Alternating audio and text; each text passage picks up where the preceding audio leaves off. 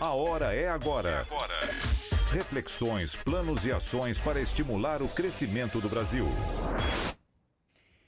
A gente está aqui no estúdio com a Ana Carla Abrão Costa, economista, sócia da Oliver Wyman. Veio para cá para conversar com a gente sobre a reforma do Estado, um tema que foi inclusive levantado pelo presidente da Câmara dos Deputados, Rodrigo Maia, naquele discurso que ele fez na aprovação da reforma da Previdência. A Ana vem participar dessa nossa campanha aqui na Rádio Bandeirantes, A Hora é Agora, para a gente discutir exatamente a agenda do Brasil. Que agenda é essa que vai ajudar, por exemplo, a retomada do emprego, como a gente estava conversando agora há pouco com o Eduardo Oineg sobre esse problema estrutural grave no Brasil e a reforma do Estado, que é uma pauta que a Ana Carla, que já foi secretária de Fazenda de Goiás, e que a Ana Carla encampou e vem liderando esse debate aí no Brasil. Ana Carla, bem-vinda ao estúdio digital da Rádio Bandeirantes.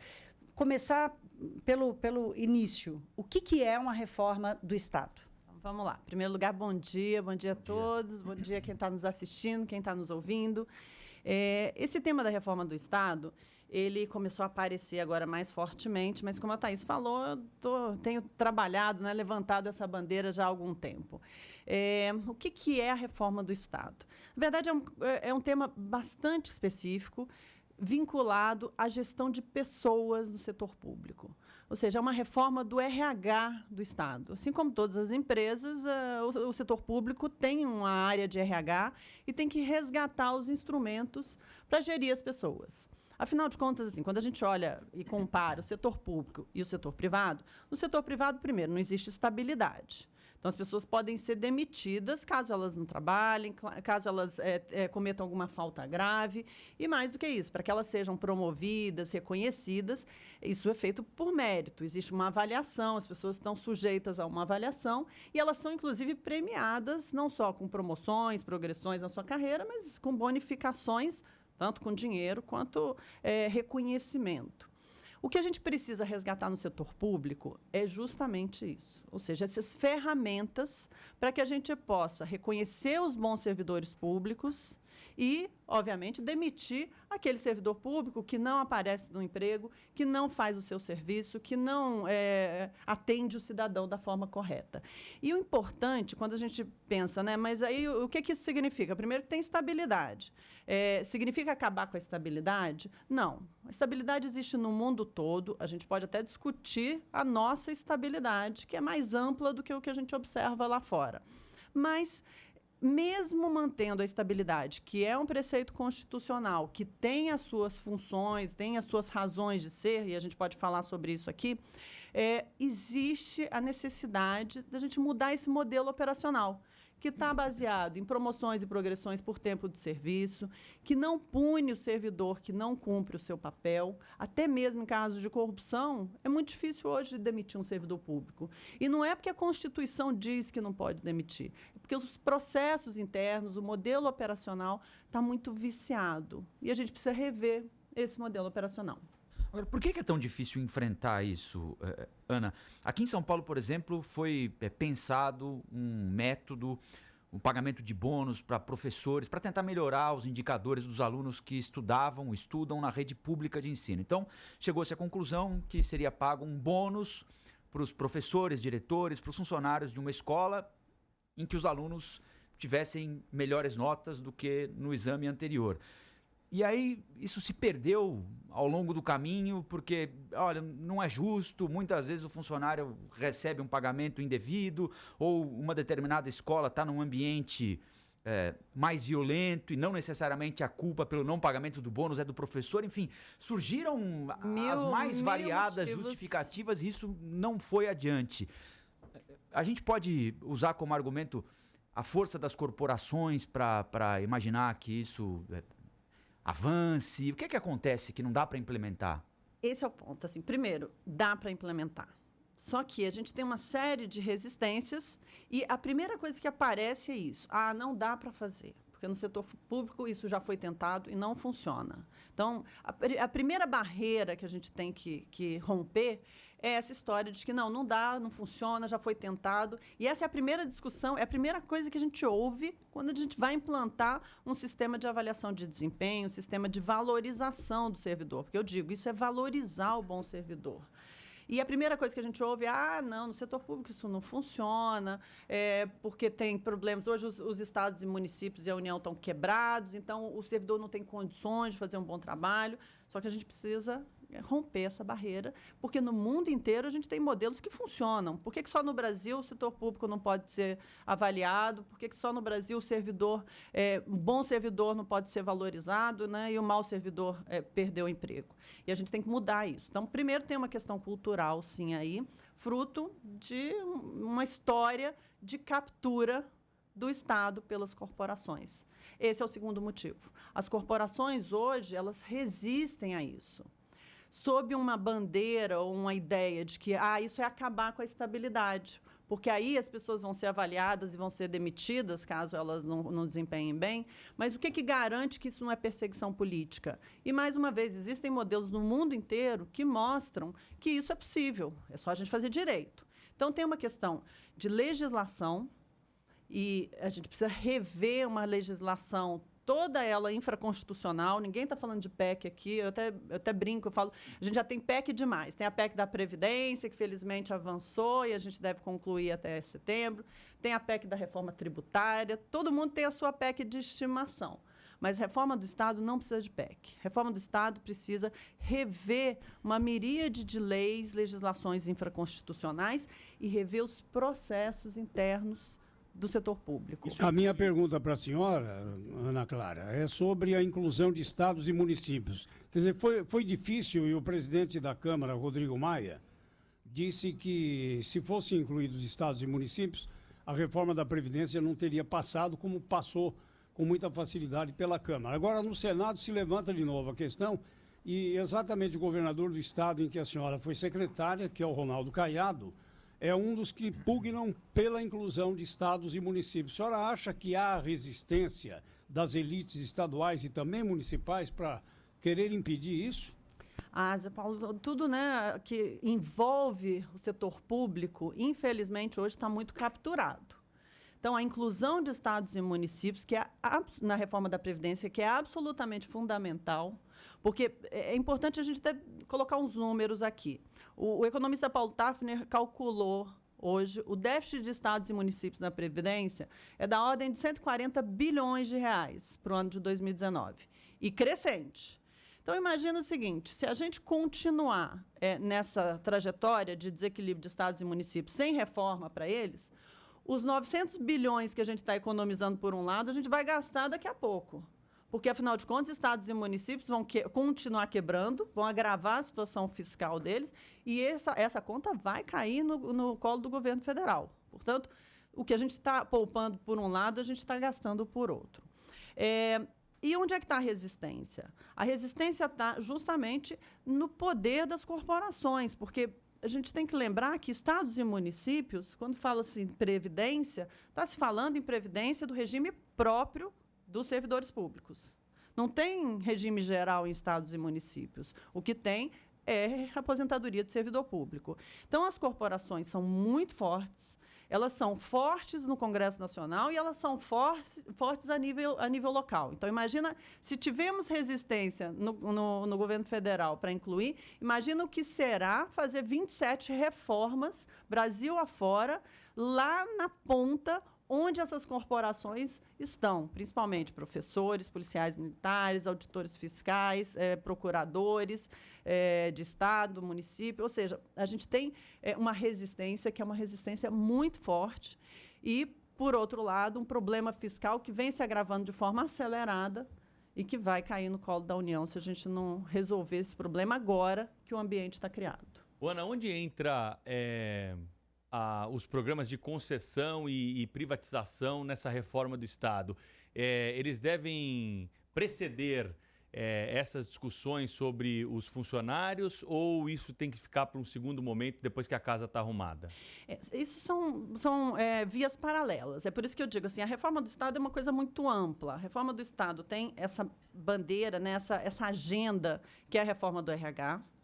do Estado, tem uma agenda de privatizações, concessões, de redução do tamanho do Estado, ou seja, vamos deixar para a iniciativa privada atividades que não são atividades absolutamente primordiais para o Estado.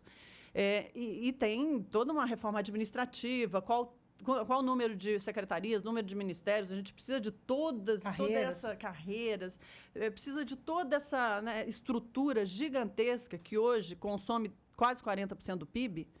Então, essas coisas andam em paralelo. A reforma do Estado, do RH do Estado, ela está vinculada a uma motivação muito clara, que é melhorar os serviços básicos para a população.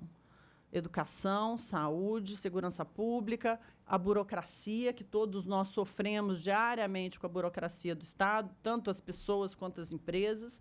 Então, ela visa, e por isso que eu digo, assim, é mudar esse modelo operacional, é fazer com que, criar incentivos para que o servidor público, que é estável, que, ao contrário do setor privado, não tem ameaça de demissão como uma motivação para que ele desempenhe bem o seu trabalho, para que ele tenha motivação para atender bem o cidadão, sendo valorizado. E entendendo que, se ele fizer isso, ou seja, se ele prestar um serviço melhor para o cidadão, ele vai ser valorizado, ele vai ser melhor remunerado, ele vai ter melhores condições de trabalho. Porque a reforma do RH do Estado, ela visa melhorar os serviços públicos, mas também ela tem um impacto muito significativo quando a gente racionaliza o gasto, reduz o gasto.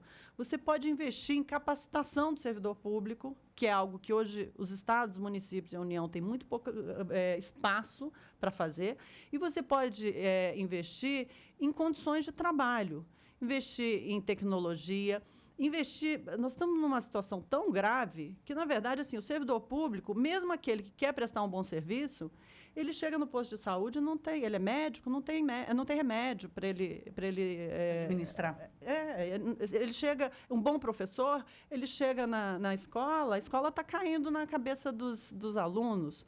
Ele é um policial, ele está morrendo nas ruas porque a viatura está caindo aos pedaços, o combustível, não tem colete à prova de balas, não tem inteligência na área de segurança para poder preveni-lo, né, de um confronto maior. Ou seja, nós temos uma situação hoje em que esse modelo operacional, que hoje consome em salários e benefícios o equivalente a 13% do PIB, só para a gente ter uma ideia, a Inglaterra gasta 6% do PIB, a Inglaterra, que é um país muito mais rico, gasta 6% do PIB com salários e benefícios do servidor. A gente paga muito aqui para funcionário público? Essa é uma boa pergunta. Eu sempre digo, assim, a gente tem que tirar a emoção desse debate. Eu nunca falo de salário do servidor público, porque eu acho que as pessoas têm que ser bem remuneradas. Não faz sentido, a gente não pode esperar que ela vai fazer um bom trabalho se ela não for bem remunerada.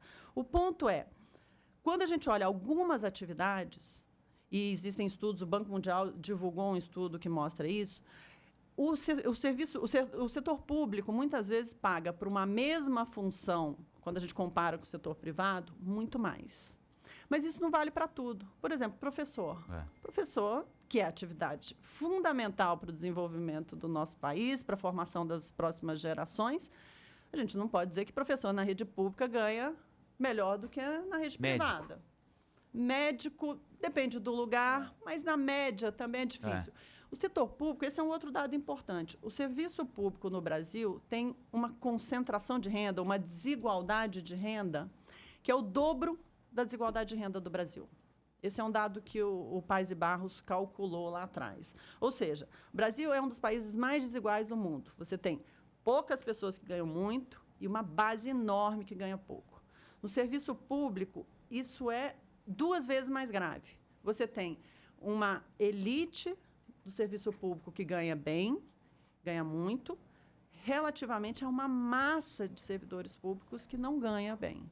Então, na média, parece, em alguns casos, claramente tem distorções, mas o ponto é, a gente não está discutindo salário do servidor público, a gente está discutindo uma linha de despesa que é completamente descolada do resto do mundo, e o pior, que eu sempre insisto muito, sem contrapartida para o cidadão. O cidadão hoje não recebe serviços públicos de qualidade, e é o primeiro que sofre. E segundo, o servidor hoje está sofrendo, porque o bom servidor, não é diferenciado do mau servidor, e mais, ele hoje está sofrendo com falta de condições de trabalho. A máquina pública está deteriorada, porque os recursos não estão sendo alocados de forma a melhorar os serviços públicos e valorizar o bom servidor público. Ana, vou fazer uma última pergunta aqui, que é especificamente sobre esse projeto de reforma do Estado. Você que tem muito contato com o Congresso Nacional, qual a tua expectativa? Tem espaço para essa discussão avançar ainda esse ano? Alguma aprovação ainda esse ano no Congresso Nacional? Thaís, eu sou otimista. Eu acho que assim, a aprovação da reforma da Previdência vai abrir uma agenda legislativa que estava congestionada pela reforma da Previdência. E acho que de forma muito justificada. A gente precisava tirar esse problema da frente. Tirado esse problema da frente, eu entendo que o governo, eu sei que vocês estavam falando de produtividade aí antes, né? Eu acho que assim, o governo tem a possibilidade de colocar uma agenda de produtividade. Essa agenda de produtividade está vinculada a atrair investimentos privados para a área de infraestrutura, está vinculado a privatizações, concessões e também está vinculado à produtividade do Estado. Porque quando a gente fala de produtividade, eu falo, né, economista, se ele entra num evento ou numa entrevista e não fala de produtividade, pode rasgar o diploma dele, porque hoje é o problema quando se fala em crescimento potencial da economia brasileira. Agora, por outro lado, muitas vezes a gente se esquece que, para aumentar a produtividade da economia brasileira, tem que aumentar a produtividade do setor público. Já que ele é tão grande, né? Ele é detém metade da economia brasileira. Como é que a gente vai conseguir aumentar a produtividade da economia brasileira se a gente não aumentar a produtividade do setor público no Brasil? Até porque essa metade está na mão do Estado, e a metade que não está depende da produtividade do setor público para melhorar a sua. Então, essa agenda de produtividade, ela vai ser colocada, assim, eu tenho a expectativa e eu sou otimista de imaginar que a gente vai ter, a partir da aprovação final da Previdência, uma agenda legislativa ditada pelo governo e com um ambiente muito favorável no Congresso Nacional para que isso avance. No caso específico da reforma do Estado, como eu disse, é um projeto de lei, não é uma PEC. Então, ele demanda menos esforço. Menos esforço, tem como tramitar. O presidente Rodrigo Maia já se mostrou e já se declarou favorável a essa agenda. A iniciativa tem que ser do governo federal. E todas as sinalizações que a gente vê, inclusive, do ministro Paulo Guedes, é nessa direção, de que a reforma administrativa, reforma do RH do Estado, está na agenda. Conversamos com Ana Carla Abrão Costa, economista, sócia da Oliver Wyman, autora de um desses projetos de lei para a reforma do Estado, que entra na agenda do Congresso Nacional. Deixa eu dar os créditos aqui, né? Esse trabalho, esse não debate... Não é só seu. É Armínio Fraga, Carlos Ari Sundfeld e eu. Então, é um trabalho aí a seis mãos, né? Com esses dois craques, que são o Armínio e o Carlos Ari. Ana Carla, muito obrigada. A nossa campanha, a Hora é Agora, discutindo os temas relevantes para o Brasil, agora que a gente consegue passar a reforma da Previdência.